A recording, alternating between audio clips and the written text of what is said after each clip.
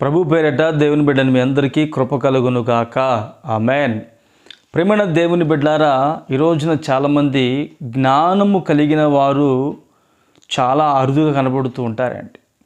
జ్ఞానము కోసము మనిషి అనేకమైనటువంటి యూట్యూబ్ ఛానల్లో కానీ, లేక పొడుపు కథలు చదవడం కానీ, ఒక నలుగురు దగ్గర కూర్చొని మాట్లాడడం కానీ అలా చేస్తూ ఉంటారు జ్ఞానం కావాలి అని.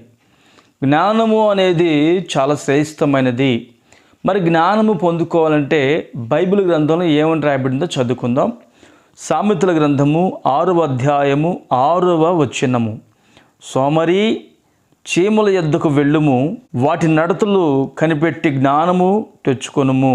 వాటికి న్యాయాధిపతి లేకున్నను, పై విచారణకర్త లేకున్నను, అధిపతి లేకున్నను, అవి వేసవి కాలమందు ఆహారము సిద్ధపరుచుకొనును, కోతకాలమందు ధాన్యము కూర్చుకొనెను.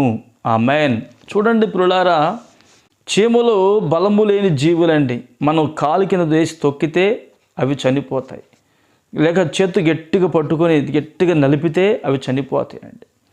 చీమల నుండి మనం జ్ఞానం నేర్చుకోవాలని వాక్యం ఉంటుంది. కోతకాలమందు ఆహారాన్ని సిద్ధపరుచుకుంటాయి, వేసవి కాలమందు ఆహారాన్ని సిద్ధపరుచుకుంటాయి.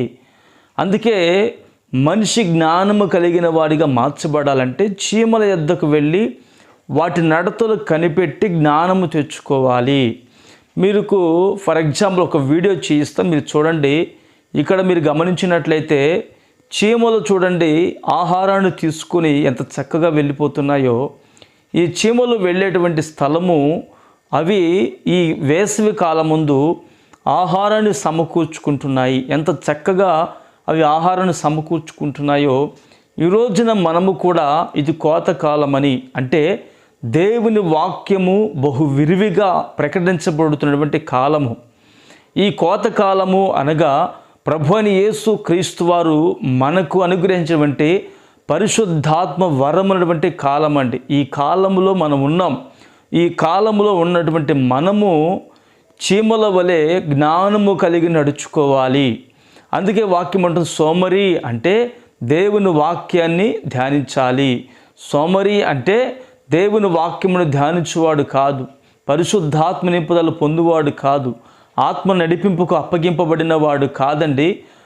ఒకవేళ నీవు సోమరిగా ఉన్నావేమో, నీవైతే జ్ఞానము కలిగినటువంటి వ్యక్తి వలె, అనగా చీమల యొద్దకు వెళ్ళి వాటి నడతలు కనిపెట్టి ఏ విధంగా జ్ఞానము తెచ్చుకోవాలో నీవు ఈ రోజున చేయగలిగితే నిశ్చయంగా నా యేసయ్య నీకు దైవ జ్ఞానమును అనుగ్రహించి ఈ చీమలు ఏ విధంగా అవి నడుచుకుంటున్నాయో అంతకంటే యోగ్యమైన కృప నీకు అనుగ్రహించి నేను నిత్య జీవానికి నడిపించగలిగిన వాడు.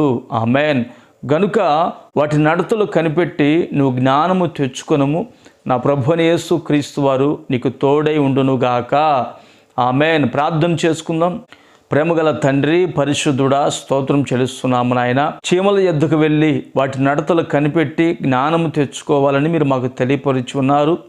నా తండ్రి, చీమలకు న్యాయాధిపతి లేకునను, పై విచారణకర్త లేకునను, అవి కోతకాలం ముందు ఆహారమును ఏ విధంగా సిద్ధపరుచుకుంటున్నాయో, ఇది కోతకాలమని, ఇది కడవరి ఘడి అని ఈ సమయంలో ప్రభువా మేము కూడా వాక్యమును చేతబొట్టుకొని ఆత్మ నడిపింపు కలిగినటువంటి ఆ దైవ సంబంధమైన అనుభవంలోనికి మేము వచ్చినట్లుగా మీరు మాకు సహాయం చేయండి.